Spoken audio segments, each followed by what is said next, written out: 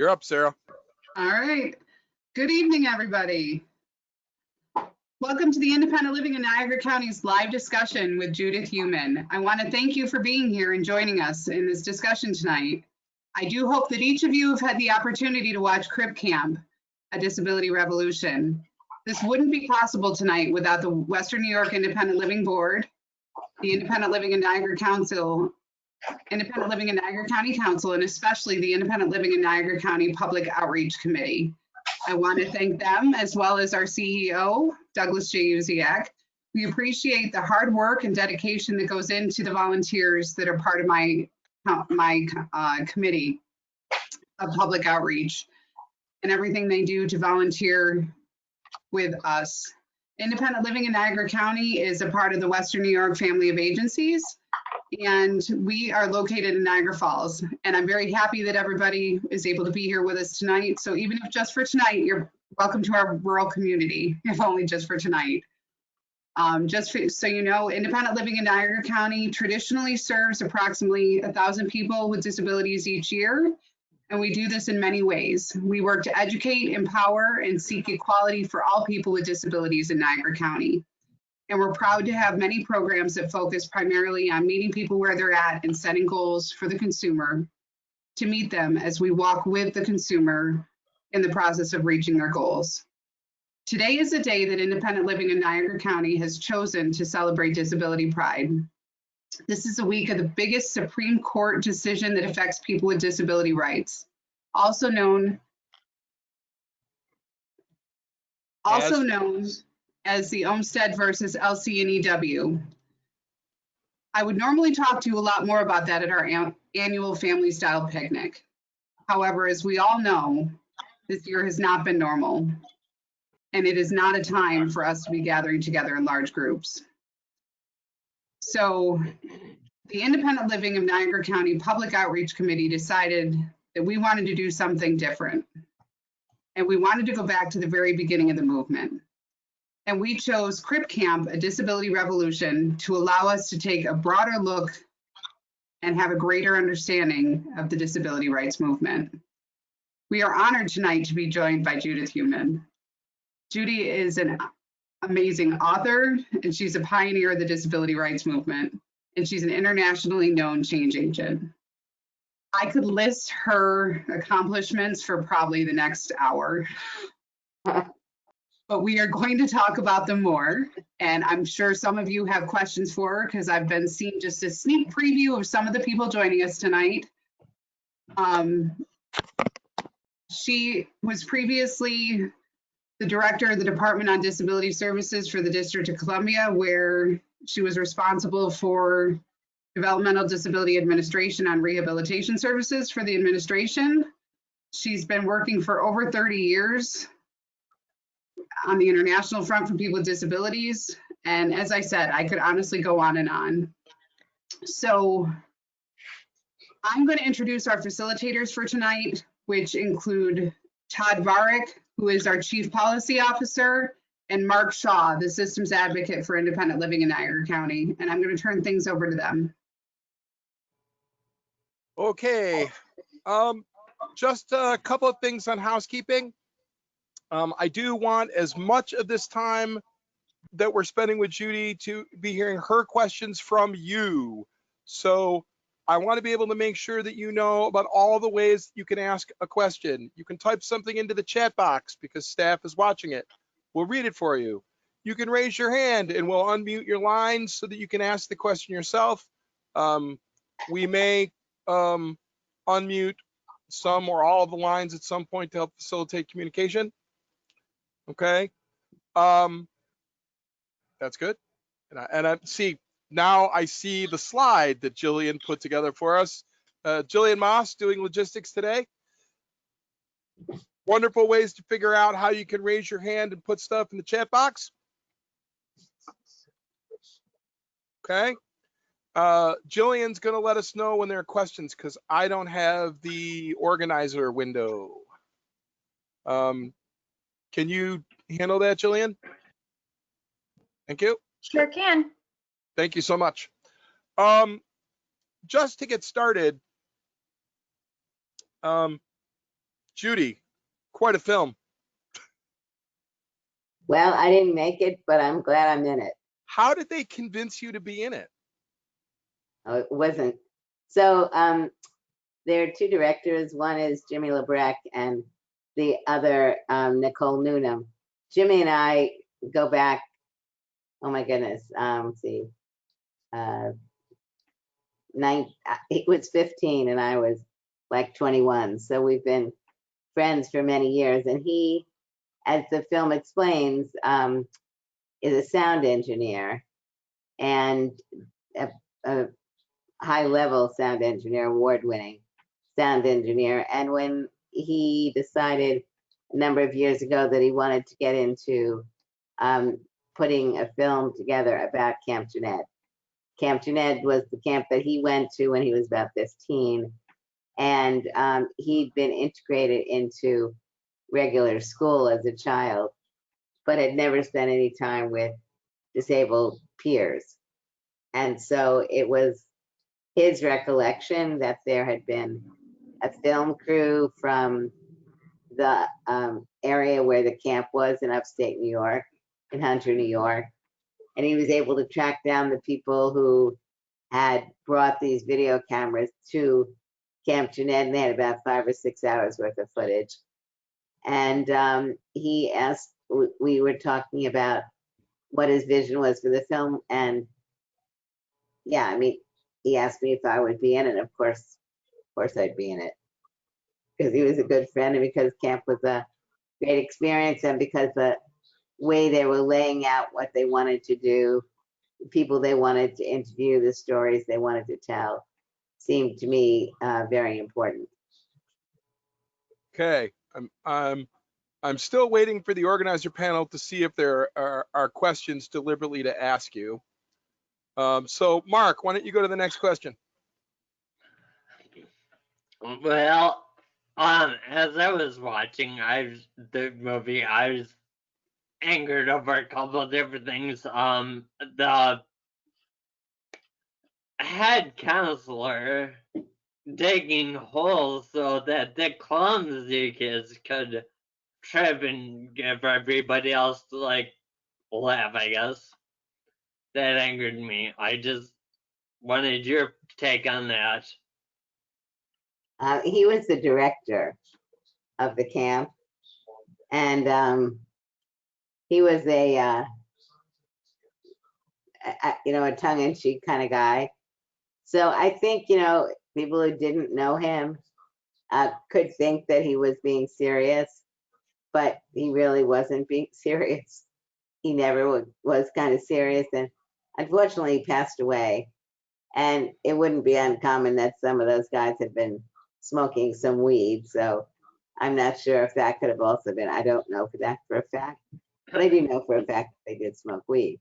So I don't know. I mean, I think don't take offense by it because it's, somebody. So let me give you the background. So there was this company in Hunter of young guys, and they were using video cameras. And they brought cameras to camp and said that they would be willing to let the campers use the videos for a day or two. And so obviously there hadn't been video going on previously. So it was a whole new experience. So, people love to be in a photo shoot, right? And they'll say things that, you might not normally say just because you've got a camera there. So that's probably what was going on with Larry. I think as you could see from the way he related to Gussie, I think, he really was a very caring person. Okay. I'm taking a moment just to make sure that our cart is displaying captions here. And there we go. Yeah. Now I can see all the captions. Sorry, everyone. All righty. Jillian, I don't have any questions here in the window. Can you unmute the mics, please? I want to encourage people to be able to ask questions while she's doing that. When you look at the camp footage versus the disability rights footage, and especially for me, I had seen some of the footage of the 504 protest, but not as much as they laid out. I should have to pay for that mistake for the rest of my life. Okay. There we go. All right. There was a question in the queue. There's one that's so there are questions in the queue that we can read Hold through. on. I can see them now. Thank you. All right. We already dealt with the captions.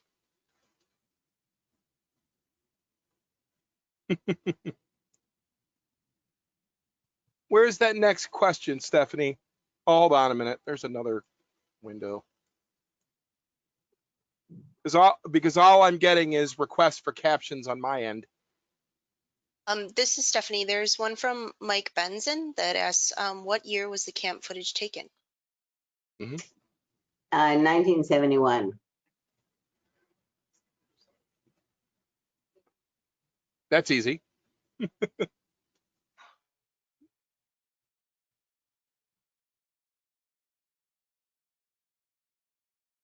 Can't pull these out. Okay. There's one with a question here. What do you think is needed for women with disabilities to find and exercise their power? There you go.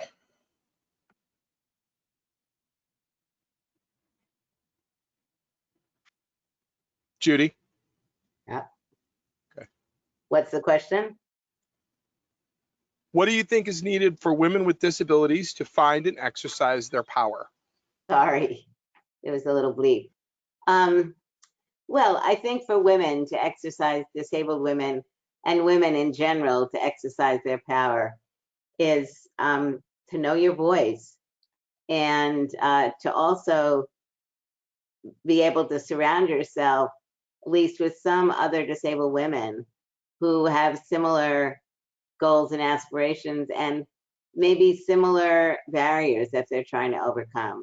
So I think it's really, for me, it's always been valuable to have friends with and without disabilities to be able to talk about issues of importance to me that may be distinct from just disability related issues that may be specifically based on being a disabled woman, you know, in the area of sexuality or leadership. You know, certainly if you look at organizations like the National Council on Independent Living, when Marka Bristow became the president, the late Marka Bristow, when she became the president of NICL in the 1990s, it was the first time that a disabled woman was a president of NICL. And that was really something where the disabled women at NICL, at that meeting, we got together and really formed, you know, like a women's caucus and worked on getting Marka elected. I think it's been, you know, not uncommon, or let's say it has been common, it's been changing, definitely, where within the disability rights movement, women have not necessarily been recognized for the work that we've done. But I think, you know, when NICL's had a couple of presidents who are women, Denise Figueroa from New York, who served 2 terms as an example. But what do you think? And I guess it would be valuable.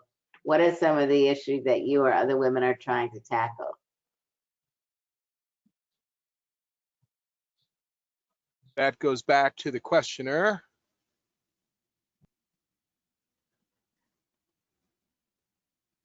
I know that you can hear us. Can we hear you?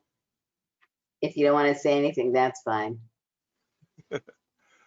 I have a question here about whether or not you know if the movie is going to be released on a physical format other than Netflix release. No, to the best of my knowledge, no.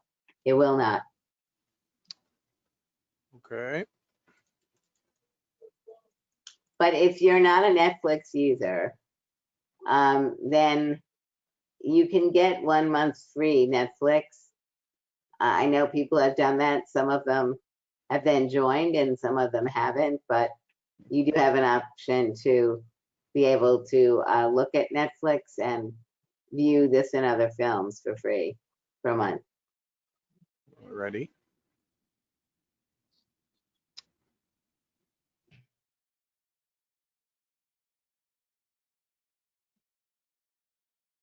If my background people see any other questions to ask, because I'm only getting like one at a time.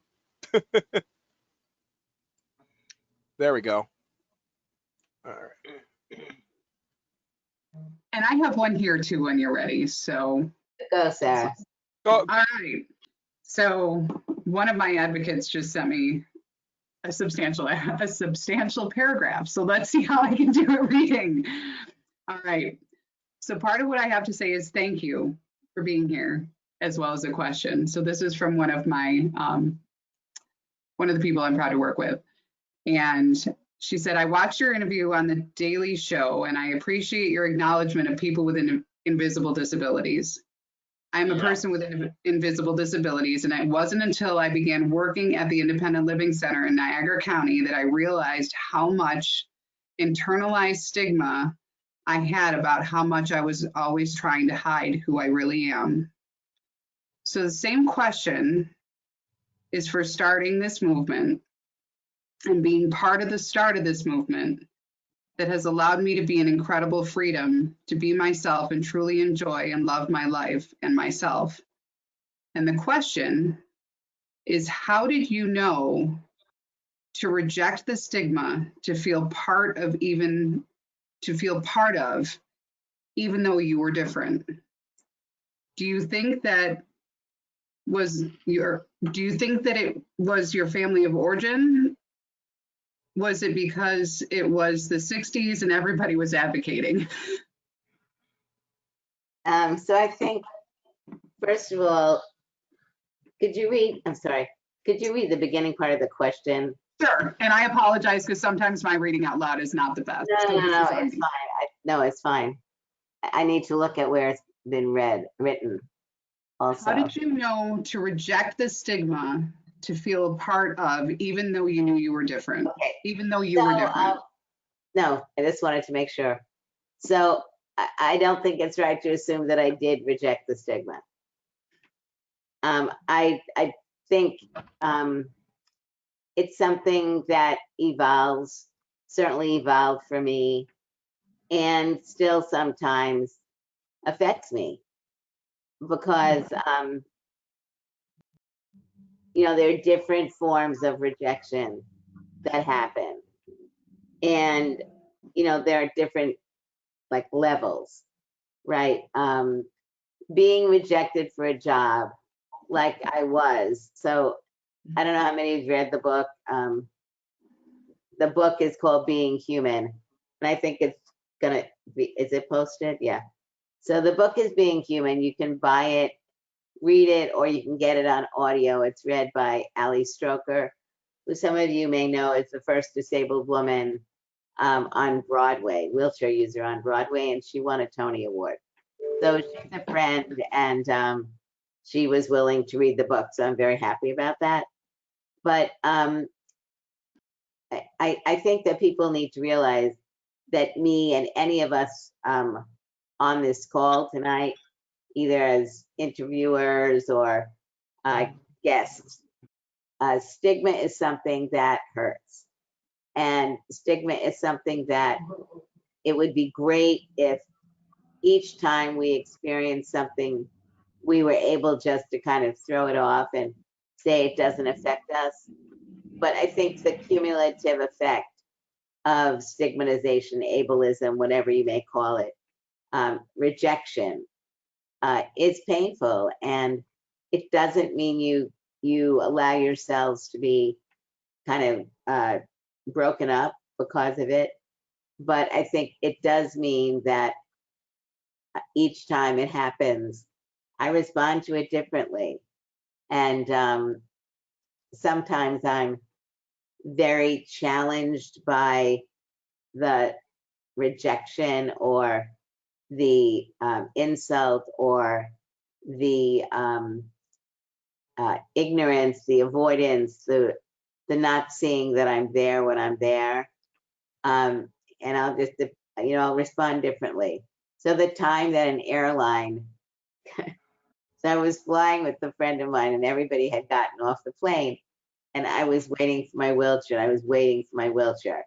And finally someone comes on the plane and doesn't talk to me, but talks to the person next to me and says, her wheelchair has been destroyed. And so I wasn't laughing like I am now. I was really, completely undone by the fact that they either dropped the wheelchair or hit it with a truck. Nonetheless, the wheelchair was gone. And that in and of itself meant that people did not, as so many of us experienced, did not really focus on the fact that the wheelchair is like our legs. It's our ability to get around. But insult to injury was afraid of being able to look me in the eye and to think that my friend was the one that they should be giving this information to. Now that's a small incident, but we've all got, I think storytelling is so important. Knowing the stories that you want to tell people. One of the reasons why writing this book with Kristen Joyner was kind of a labor of love was because it was an opportunity for me to tell many stories. And in reading the book and looking at the film, it's really, I hope, that people look at the common thread of my stories to your stories and to be able to look at how I think it's very cathartic, it's very freeing to be able to tell your story. The movie, when I'm with a group of people, I have a red dress on. I don't remember exactly where it was, but I was talking about bathrooms. I have done an immense amount of talking about bathrooms. Most people are embarrassed to talk about bathrooms. And for me, I decided really during the development of the 504 regs do their passage. One moment, Judy. Your audio and your signal's breaking up, so let's give the internet a second to catch up. Try now. In the film Crip Camp, There we go. is a scene where I'm wearing a red dress. I have long hair. I don't have long hair now. I think about letting it grow again, but I don't know. Take too long. But anyway, and I'm talking to this woman about bathrooms. And I'm talking about, and in my voice, as I was telling the story, sometimes it's very hard to publicly talk about some of these issues. And I think for me, because as I'm telling a story like about bathrooms, it's both a combination of my anger and frustration for myself, but for all of us who are experiencing similar problems. Are you having audio problems again? You're good. Okay. And so I was getting emotional in that part of the film where I'm basically saying, how can I really feel equal when I can't even look at using the bathroom? Like nobody else except those of us with physical disabilities who can't walk or stand look at the issue of bathrooms and bathrooms on airplanes and before the ADA, bathrooms in public places. Being someone not wanting to serve you at a restaurant, denying you a job, being disrespectful, having an event that goes on where you're a part of the group and you're the only disabled person and they have the event and you get there and you find out it's up a flight of stairs and you can't get in. I had somebody call me once to tell me they were having a party and that their house wasn't accessible And I thought that they were actually asking me if I could have the party at my house. And so I literally said, oh, don't worry about it. What's the date? We can have it at my place. And the person said to me, actually, I'm calling you to tell you that my house isn't accessible and that I'm sorry you can't come. So, you know, that really was such an astonishing story that, and so painful that, you know, someone who could like literally call you to say, I'm having this party that I'm telling you I can't invite you to because my house is not accessible. And no, I don't want to move it someplace else. So, you know, don't ever think that stigma is something that one throws off. It's like maybe throwing a baseball. You learn how to do it, and we all learn how to do it better and better. But I think, you know, one of the important parts about the independent living movement is it allows us to come together to go apart. It allows us to really talk openly and earnestly about how we're feeling, what we're experiencing. Another question here, Judy. Asking to comment on the difference between independent living being a movement versus independent living being a philosophy. Well, Which I do you think think? Go ahead. you can finish. They wanted to know what your opinion was on that. It's both. I mean, independent living is a philosophy and it is a movement. And I think it's become a movement because, you know, many of us believe that, you know, what is it that we're talking about when we look at the independent living movement? You know, we're looking at the issue of empowerment. We're looking at the issue of every person counts. We're looking at how do we believe society needs to change. We're looking at what do we see as the barriers that are attempting to exclude us, and what do we believe needs to happen in order to remove those barriers, and how do we become more meaningfully involved both as a movement? How do we get our numbers to really be reflective in fact? When we look at 61 million disabled people in the United States, you know, we don't find 61 people who are speaking up and speaking out. So I think, you know, one of the big issues is the philosophy of empowerment, the philosophy that regardless of one's disability, you count and you need to be included. The Centers for Independent Living, I think, can play and are playing, not in every case, but in many cases, are playing a very important role in not only providing some types of services, depending on where you are, but I think equally importantly, helping people feel the power of their voice.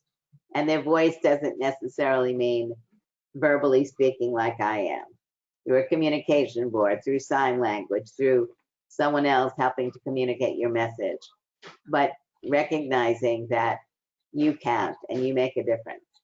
And our voices need to be involved in voting. I think that's a very, very, very important part of what we need to be doing. And if we can recognize that we have common barriers and we have suggestions and solutions of things that we believe need to be advanced and implemented. And we've seen this through the Americans with Disabilities Act, for example, and Section 504, and the IDEA, implementation of the Olmstead decision, on and on. So it is both, but only as a philosophy, that doesn't cut it for me. Philosophies change, you know, as times change, we look at doing things differently. But at the end, the objective is equality, justice for all disabled individuals in all of our society. All righty. Can I take one, Todd? Go ahead. Because I have several being sent to me as well. So, Well, all right, then take one. okay. So this is a two-parter. The first one is, how did the Obamas get involved with the documentary on Netflix? Actually, I can't really tell you that. I'm not holding anything back. I don't know 100% the story. Okay. So I can, they set up their company, you know, Okay. after they left. That was something that they wanted to do. Obviously, they've been very interested in documentaries, in getting documentaries that are telling stories that are not, that are cutting edge, like American Factory, which won an Academy Award last year. And hopefully Crip Camp is going to be in the category for an Academy next year. And I think, you know, they're putting their marker out by selecting films that are bringing information forward that otherwise wasn't there. And I think they really engaged themselves in Crip Camp, which I think is really very important. They were personally involved. That's fantastic. And the second part of this question was, after the sit-in, did the Black Panthers still support the cause? Well, understand that the reason why the Black Panthers engaged is because one of their members had a disability. Okay. And so I presume that when he joined the party, that he didn't have a disability, or he had MS. It wasn't as significant as it became. But, you know, he was an active member of the party. And so he was actively involved with CIL and with the demonstrations. And I think they saw this as something that fell under their umbrella because they were supporting, you know, reforms in the communities, and very much speak to the fact that they saw this as an issue that was important to them. There were others. I mean, I think it's also important to recognize that during the 504 demonstrations in San Francisco in the Health, Education, and Welfare building, it was a very unique coalition. So, you know, we had the state government sending down mattresses for people to sleep on. Let's also go back and reflect a little bit. Ed Roberts, who is one of the founders of the independent living movement, Ed had become the director of the Department of Rehabilitation in California. So he'd been appointed by the governor, who at that time was Governor Brown. And so he was friendly with all the other secretaries of state, or secretaries for the various agencies at the state level. And he was allowing them to understand what was going on around 504, what it was, why it was important. And when we decided to stay in the building, he was able to get the secretary at the state level of health, I think it was, to send mattresses down. So we had mattresses from the state. We had the mayor of San Francisco. When you look at the film, you'll see that he was supporting what we were doing. It's very important, you know, to look at the fact that CIL, I mean, one thing Ed had been able to do is he used some of the rehab money before it was a part of the Rehabilitation Act of 78. He used some of the money that he got from the federal government to start 10 centers for independent living in California. So, you know, the federal government supported 10 CILs when California already had 10 CILs. And there were a number of CILs in the San Francisco Bay Area. And we had been, most of us, working with labor unions and other movement-oriented organizations in a number of ways. So we'd been supporting efforts that they were advancing. And when we began to organize around Section 504, we called on these organizations. And so, you know, we had rallies outside of the Health, Education, and Welfare building every day while people were staying inside. We had Cesar Chavez, who had written a letter of support. We had the National Organization on Women, the Machinists Union. We would never have been able to go from San Francisco Bay Area to Washington, D.C. for the demonstrations if we didn't have the Machinists Unions, because They flew with us. They rented a big U-Haul. They had a van, it was like a truck. You saw that in the film. And they really helped us. It would never have happened otherwise.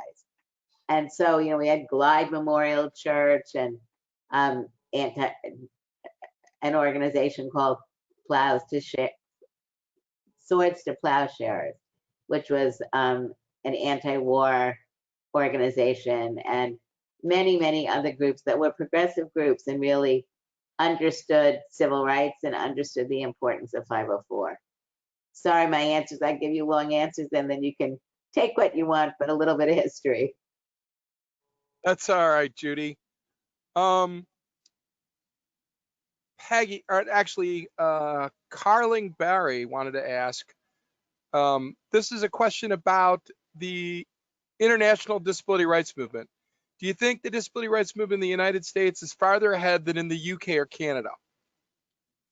I mean, I think it depends on what we're talking about. So if we look at issues like healthcare, I would say that in the UK and Canada, everyone is guaranteed healthcare. That's not true in the United States. So I would say on the healthcare discussion, where some of our plans may be good, the fact that we can't guarantee that everyone has health insurance means that in that regard, we are definitely weaker. And I think you see it right now with COVID-19 and other things where our system, the unemployed people are getting thrown out of jobs, they're losing their health insurance. That is something that does not happen in Great Britain. It doesn't happen in Canada. It doesn't happen anywhere in Europe. People have health insurance. And so that to me is a big difference. Now, I think our laws like Section 504, IDEA, the Americans with Disabilities Act, and others are stronger than many other countries. And unfortunately, this current administration, I think, makes it more difficult to say something that I've never had difficulty saying before. And that is that, there's really been a sincere effort on enforcing our laws. And I think that's something that, people working in the federal government are definitely trying to do, but they're definitely working in an administration that, from the disability perspective, in my opinion, really do not regard us as valuable people. And I will always remember myself the ridicule that Trump on his campaign trail made of a New York Times reporter with cerebral palsy. That will be the way that I remember that man till I die. Disrespectful, making fun of people, racist, on and on. So, but normally speaking, which I hope we get back to this year, normally speaking, we have laws that are stronger, that are more implemented than in many other countries. Now, another important point is that about 181 countries around the world have ratified something called the Convention on the Rights of Persons with Disabilities. And the United States has not. And the Convention on the Rights of Persons with Disabilities is a UN treaty. President Obama signed it. And when I was working at the Department of State as the Special Advisor for International Disability Rights, we and the other agencies worked really hard with the Senate to get the Senate to recommend that we ratify the treaty. Because 181 countries have ratified it, many of those countries are now really passing pieces of legislation. And I would say that in many ways, we are no longer the strong gold standard in civil rights that we were before. I think it's something that we can, regain. And again, it is really my hope that if the Democrats win in November, and we also need to get back the Senate, that we will be able to ratify the treaty. And why I think it's very important mean, on the one hand, as we were discussing, the ADA and others are very, very strong pieces of legislation. More things can be done, need to be done with like legislation for home and community-based services, etc. But basically, it's a strong piece of legislation. And the CRPD ratification allows the US to be able to play at the international level, to be able to share information on our laws and how our laws have helped advance disabled people in education, in employment, in transportation, in housing, on and on. We're better data collectors in many ways than many other countries. And it also would allow us to get a person elected from the United States to be on the committee that is doing oversight of the work that's going on country by country. So I think it's been a big loss that we haven't yet ratified. But I am an optimist, and I do believe that this is a change that will happen over the year.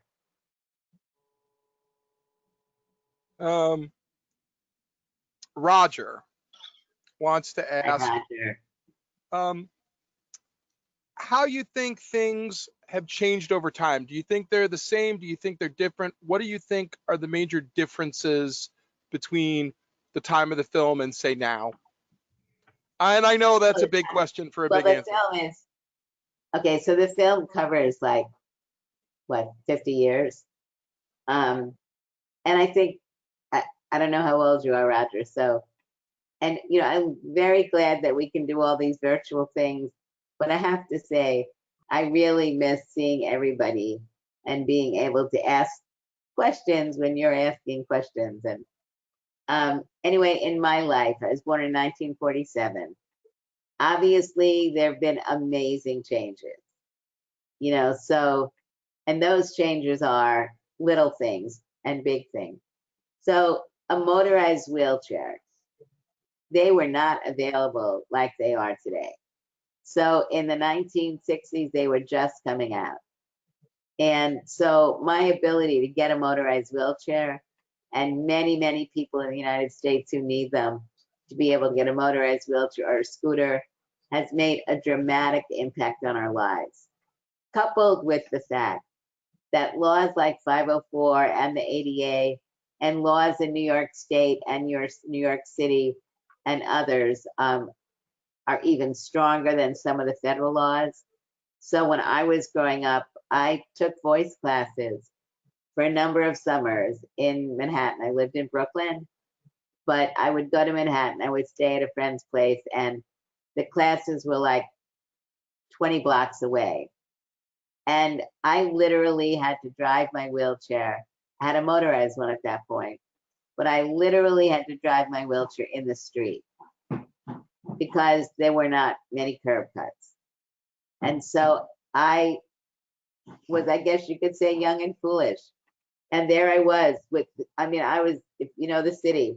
I was on Amsterdam and Broadway, and like big trucks, big buses, taxis, kind of people going everywhere and, you know, hither, thither, and yon. And I did that every day for 2 weeks, going and coming. Now I don't have to do that. I can go across the street. I could take a bus. I could take a taxi. So in those days, I couldn't take a bus. I couldn't take a taxi. The subways in New York eventually are going to be more accessible, but they're certainly more accessible than they were when I was growing up. But the most recent lawsuit, which is going to force MTA to address the issue of accessibility, and yes, it's going to take a number of years for that to happen, but who knows? The governor was talking about the slowdown in usage of train travel in New York City, for example, as being a benefit for renovations. And maybe that'll include accessibility, I don't know. But now, the fact that kids can go to school, they can't be denied the right to go to school. More people are going to universities, albeit not completing school at the same rate as others, but many more people are going to universities. And then, you know, I think you all experience this as I'm talking to younger people, you know, in their 20s and 30s, who benefited from the IDEA and 504, their experience is very different. Many of those people have been able to go to regular classes, regular schools, get a regular education, which was something that I and my friends did not benefit from. And their transitions, I think, are easier. So I think we, as disabled individuals, have more ability to participate in life, and we have more tools if we feel that we're being discriminated against. Not that the tools are necessarily easy always to use. You need to know your issues. You need to be able to, fight against like school districts who can really be putting money into lawyers, and I understand that that's very difficult.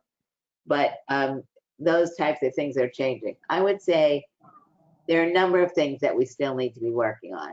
Home and community-based services is really something that we need. We need home and community-based services. They should not be means tested. In my view, people who need personal assistance should be able to get personal assistance. And yes, we may, pay a share of cost, depending on our income, not a problem.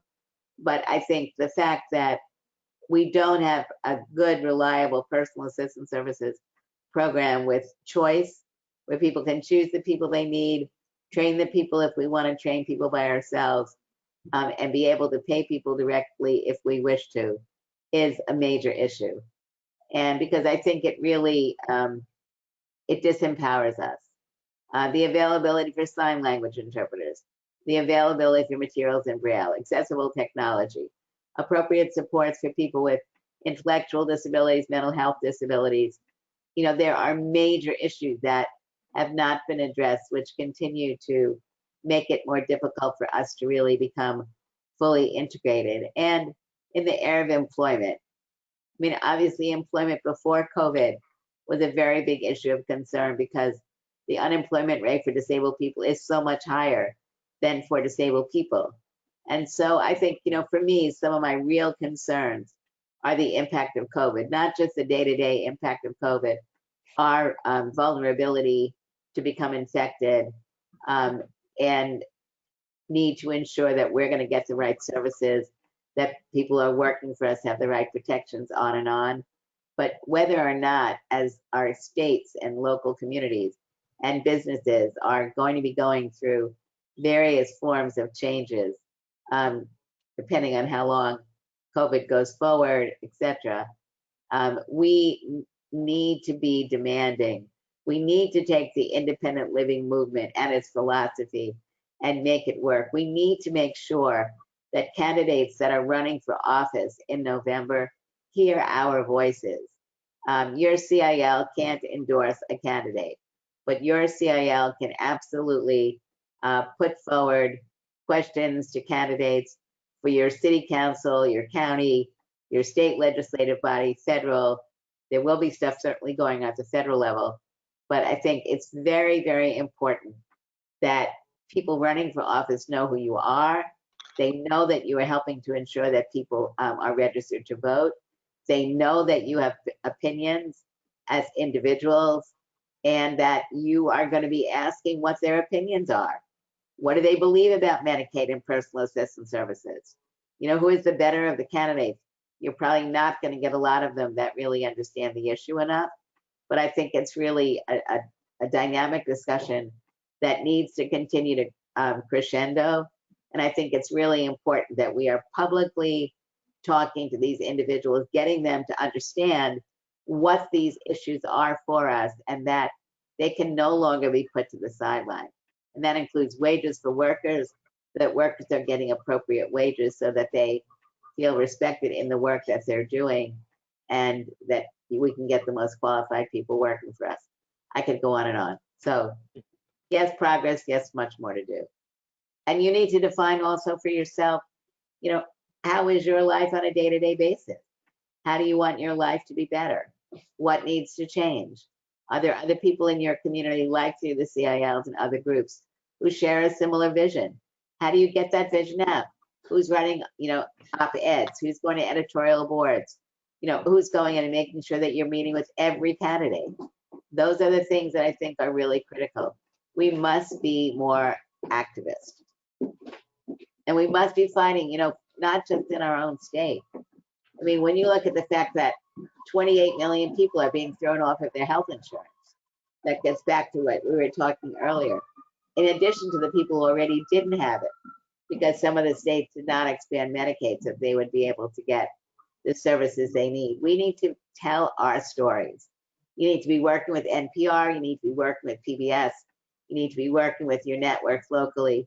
You need to make them hear your story and report on your stories. Not just tragic, pull on your heartstring, but real substantive policy related issues. We do have a lot of questions and we don't have a lot of time left with Judy. I appreciate the time that she spent with us. I'm going to try and get through as many of these as we can, okay? We'll start with Denise. Denise says that I think so many of us who grew up in summer camps could relate to the themes in the movie. For me, camp was also my first experience having disabled peers. Can you talk about why the early peer group is critical for young disabled kids? So this is an exact reason why I would like this discussion to be different. Because if we were in person, I would turn to you and I would ask you to answer your own question. I will still ask you to answer your own question, but we won't be able to hear it. But it's a great question. And I think everybody who's listening to this, who can relate to this, needs to think about the answer. I think that it's very important that we allow and create opportunities for not just young people. We have to remember that many disabled individuals acquire their disabilities over the course of their life. So we frequently, and I agree that this is very important, need to be really ensuring that younger disabled people are gaining an identity where disability is a part of their life and they can feel proud about their life and they can address issues of discrimination, bullying, name calling, not being included, being rejected, all those types of things. People need, by and large, the opportunity to meet with other people regardless of their age. People need to look at how to develop the resilience that many of us have within our gut, but we need to nurture it and help it grow. We need to really allow ourselves to be sounding boards. We need to allow ourselves to be problem solvers, not just individually, but collectively within groups of people that we honor and trust. And I always talk about being able to come together to go apart. So for the person who asked the question about stigma, I had a very good friend, Kitty, who unfortunately passed away. And I had run for city council in Berkeley, and I ran against a woman who was in office and whose husband was a campaign manager.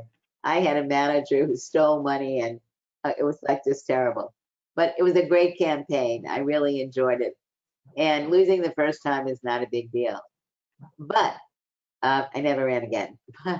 But I was at a party where people from the political group that I'd been involved with, were celebrating. Many people had won, a few of us had lost.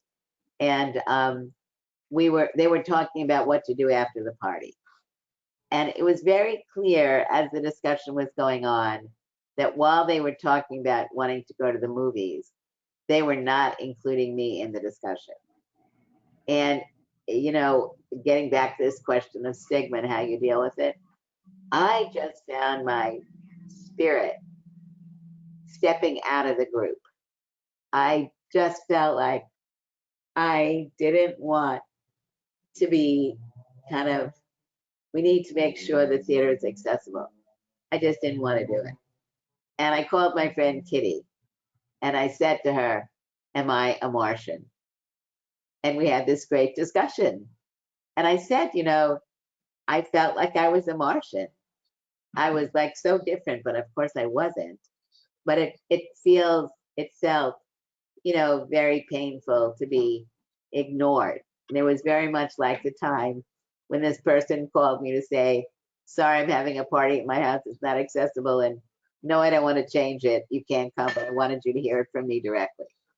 So for me, it's the ability to really know who my friends are, who I can say things to, use any language that I want to use, and also, get buoyed up. Recognize that there will be another minute, another day. What am I learning from this? How does it make me stronger? And that's what this is all about. Racism, sexism, homophobia, ableism. What we're really trying to do ultimately is create a society where those isms don't exist. I think we have a long way to go, but the Black Lives Matter movement, I think, is really, the murdering of George Floyd and the brazenness in which it happened, and the very fact that people could feel that something like this would go unnoticed, unprosecuted, I think really for many people in the United States, at least has made people recognize that many of the things that people have been discussing are true. And for me, when I think about disabled people in nursing homes, disabled people in institutions, we need to really allow people to see, not just during COVID, right? COVID, people are getting numbers. But we, especially in celebration of Olmsted, we understand why Olmsted is important. And we need to be telling those stories.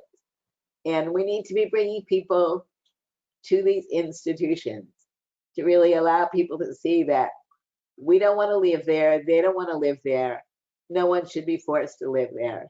But we need home and community-based services and other things, to make life equitable. Alrighty.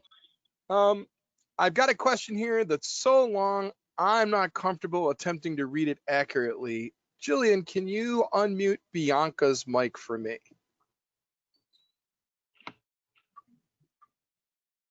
Bianca? Hi, Bianca. Can you hear us? Hi, yes. Alrighty. Go ahead and ask your question. We'll do this now. Okay.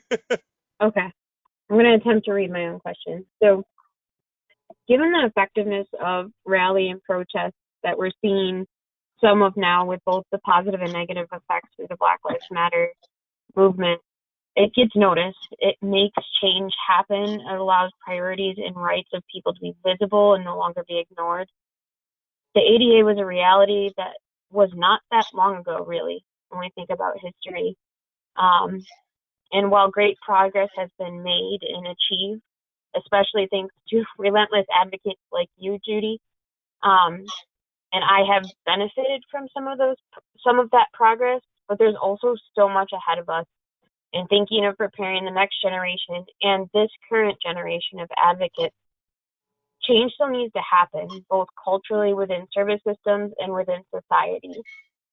So Within I ourselves. know sometimes, yes, exactly, without a doubt. Ourselves. So it's not just those around us, it's that within us. Exactly. Yes. I actually just had that conversation earlier with somebody. But I think a lot of times it's when you're advocating, it's easy to feel disposable and feel like sometimes you can kind of just, there's going to be another person that comes along, or when we're formalizing services, it's just going to be another person that they're going to hire that's going to go out and do this work. When we know the movement is within us, oftentimes we're still very much utilized as a token. And there's a lot of stigma and disregard for humanity when protests do happen. And within the so many, many restrictions right now, especially in addition to COVID, but even pre-COVID, this puts restrictions on holding protests. And I just kind of was thinking along the lines of, due to a lot of these restrictions and just the treatment of people, but yet when you go out and do those protests and have that movement in person, it's so much more impactful.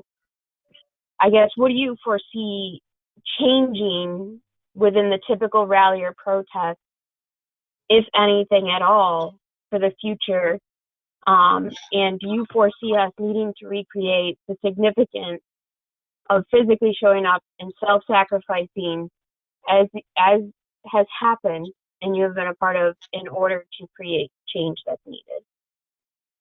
I think we need to know history, and history says that these types of activities will continue. And I think we need to recognize that we don't know how long COVID and the pandemic are going to be around, but it will hopefully not be more than another year to a year and a half.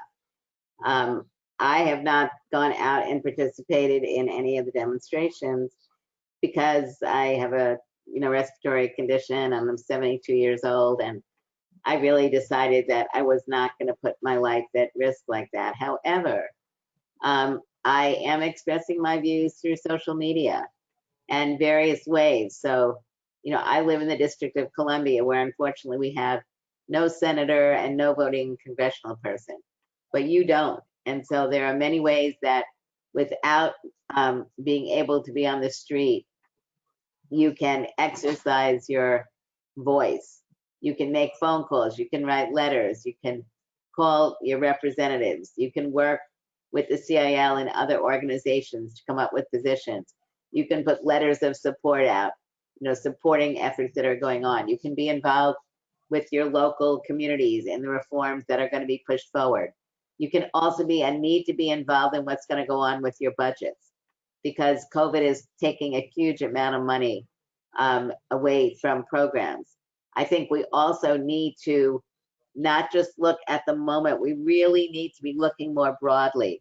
We need to be looking at a public health system in the United States that has been failing, that has been underfunded and being underfunded for years.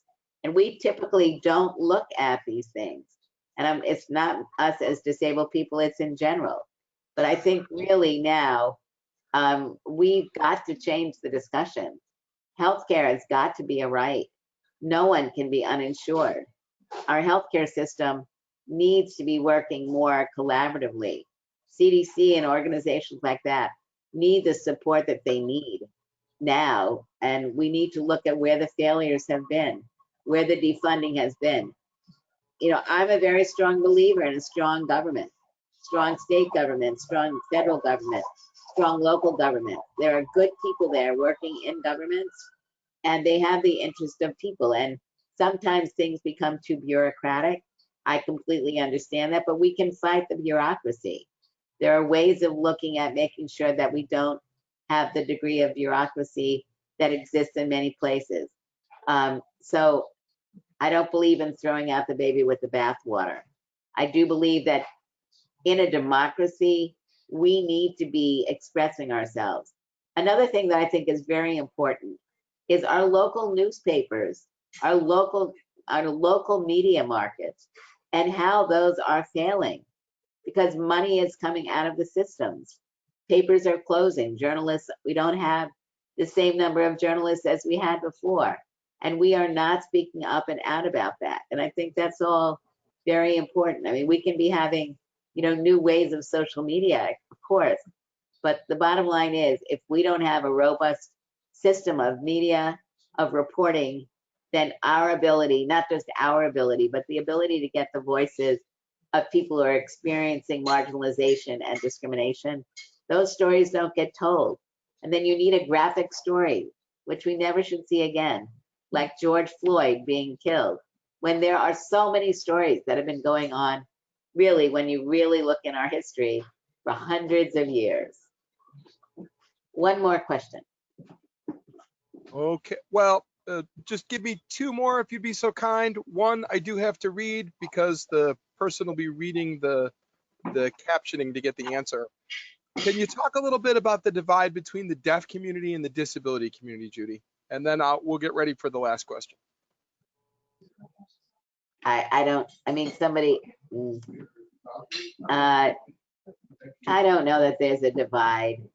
I mean, I know that there's different philosophies from some people who are deaf and don't consider themselves to have a disability, that it's linguistic, etc.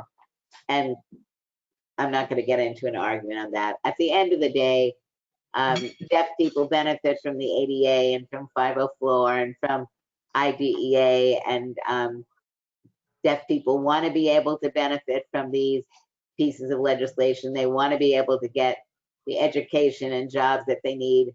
And if they're experiencing discrimination, to be able to deal with it. They're definitely very involved in advancing technology and abilities for communication. And many deaf people are not just deaf. You know, when I worked at CIL in Berkeley, now I came from Brooklyn, but and actually when I went to Camp Judith, and this wasn't a part of the film because these young women were not there at this time, but when I went to Camp Judith, there were a couple of summers where there were 3 deaf women, young women, teenagers, and that's when I first started learning sign language. That's when I was first exposed to, you know, being with deaf people and learning more about deaf culture, and learning about how the speech therapist who told me don't learn sign language, it will not allow them to learn how to speak English, and knowing, like, how crazy was that? I had no intention of following that. They couldn't read my lips. We needed to, you know, be respectful of their language. So anyway, that's the way I feel about that. And when we think about, you know, some of the amazing leaders and organizations like National Association of the Deaf and the World Federation of the Deaf, and leaders that have come out of the deaf community, and they are working in a cross-disability way. So at the end of the day, you know, I think we each may have different kinds of accommodations that we need based on the type of disability that we have. But I don't believe that any deaf people want me to say that discrimination against them is not the same as discrimination against me because they don't have a disability and I do. They're being discriminated against because of their disability, and they can define it as they will, but I'll support their right to be a part of IDEA and ADA and on and on. So. My apologies that we weren't able to get to all of your questions. We only had a limited amount of time with Judy, and we're just about at the end. If I could get someone to unmute Katrina's mic for me, please. Here's Katrina. Hi. I was just reading an article that referenced your report that you did, the Roadmap for Inclusion, Changing the Face of Disability in the Media. Yes. And it referenced that you were concerned not only with the underrepresentation of people with disabilities in popular media, but also with the stereotypical portrayals of disability, including what happened in Crip camp. And I was just wondering if you had any other really influential endeavors outside of Crip camp that you wanted to speak about. Oh my God. Yeah, we could do another session in a couple of months. So Your most favorite. Sorry? Just your most favorite then. And tell me again what Katrina, her name? What is it? Tell me again what the question is. If it's about media portrayals of disability. Yeah, so okay. I think most of us would agree that while there's been some improvement of representation of disability in movies and television, that still there is not appropriate representation, both of disabled people just as actors, being involved in the writer's room, in behind and in front of the camera, and that too many of the stories don't have us at all. And advertising, I mean, when I look at advertising, to me, it is so amazing that in my lifetime, we went from Guess Who's Coming to Dinner with Sidney Poitier as a doctor, marrying into a family of white people and the issues around that, having advertising now where people with all types of backgrounds, racial, sexual orientation, religion, blah, blah, blah, are publicly in advertisements, except those of us with disabilities. Look at 100 ads and you tell me how many of those ads have us meaningfully involved. Kissing another person, sitting down and having dinner, selling something, doing something that's not necessarily related to disability, but just has us there. You know, and hold on a second. I'm gonna be right over. I'll take this off. Okay. I'm sorry, I have to have dinner. So I think well, I'm working on a project right now with the Disability Rights Education and Defense Fund, where we're looking at working with disabled individuals who are working in journalism or in advertising or in films, including documentaries, to learn more about what the successes and barriers it is that they have been facing. In part because we need more people in the field, in part because we need to be telling our stories. You know, I don't want, you know, we could go on and on about this, but you know, Grace and Frankie, you know, that's it. Yeah. So I love Grace and Frankie. But if you go back and look at Grace and Frankie, any discussion around disability has only been negative. When, I can't remember the husbands, but when one of the husbands had a stroke or a heart attack, and he comes home and his daughter has a chair for him that rises, and he insists that she get this out because I'm not an invalid. When the two of them went and got a new home, and there was they bought a house that has steps throughout it, in the living room, out of the living room.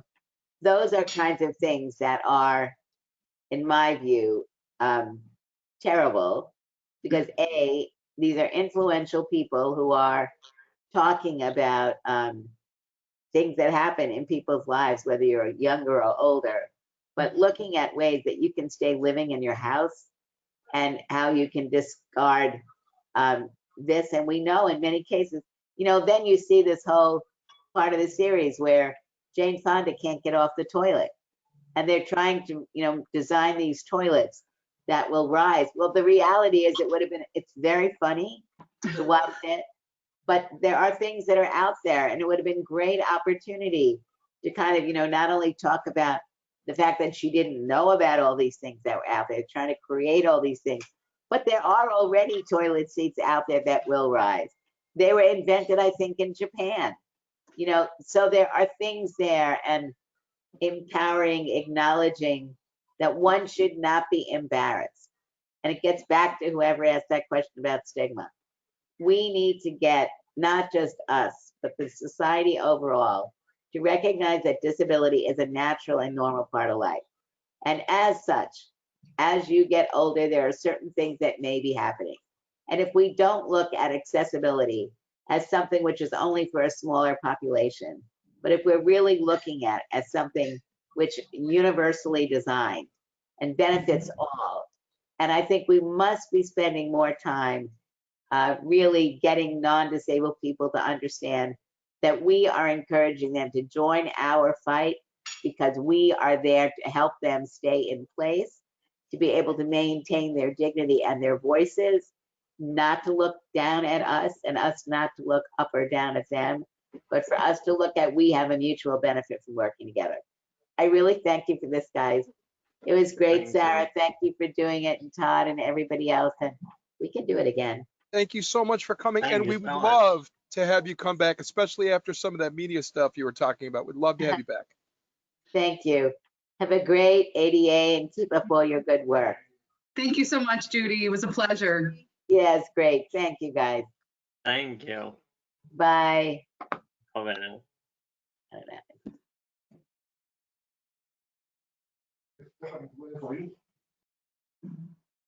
There we go. And then we want to thank all of you for coming. And again, I want to apologize that we didn't get to all of your questions, but we do all have them here. And I know that some of them, like, where is it? Because it's in here. somebody's looking for information about how we got the rights to show the film. I don't see it here now, but it was here earlier. And we'll absolutely let you guys know how we were able to do that so that you can replicate that and get more people to see the film. Okay. Sarah, you want to bring it home? Sure. We wanted to thank everybody again for joining us tonight. This is a really unique opportunity for us to be able to celebrate with all of you, how excited we are. And Judy did mention her book. If you haven't checked it out yet, I would strongly recommend it. I have not completed it yet, but I'm in the middle of reading it. The way that she writes is amazingly expressive, and you will feel like you are walking with her through her experiences, which is something that I truly appreciate when I'm reading a good book. So, Sarah, and- what did you say the quote was? oh, Mark, you're going to make me go back and pull my book, aren't you? Like, as I page off. It's funny because you're frozen, so you're like a ventriloquist right now. So Judy gave me a new definition of disability culture. She said that disability culture is really just a term for a culture that has learned to value the humanity in all people without dismissing anyone for looking, thinking, believing, or acting differently. And to me, that was really a home run, because that truly is the representation of what we do. So I couldn't be more thankful and grateful for the opportunity for all of us to spend some time together tonight. And if you're looking for more information for Independent Living of Niagara County, please reach out. I know the next slide actually talks a little bit about some of our upcoming events. Independent Living in Niagara County is excited that we are going to be having our first ever virtual 5K walk, run, and roll. That's coming in August. And Western New York Independent Living is proud to have their Disability Pride this year. It will be a virtual celebration. And Independent Living in Niagara County is also going to do our first virtual basket raffle. So if you would like more information about any of those events, you email the same place, the same person, Jillian, that you were able to RSVP to tonight. So again, we really appreciate your participation tonight. We're sorry we were not able to get to all of the questions, but again, we're thankful. Todd, is there anything else you'd like to say? No, I'm good. As always, if these things bring up questions you want to ask, things you want to advocate for within the community, that's what the public policy program is for. Definitely in Niagara County, you want to talk to your guy, Mark Shaw, who would wave if his picture wasn't frozen. He's right? stuck right now. That's right. 284-4131 4131 extension 208. Yes. And again, thank you so much for coming. Thank you. Thank you, everybody.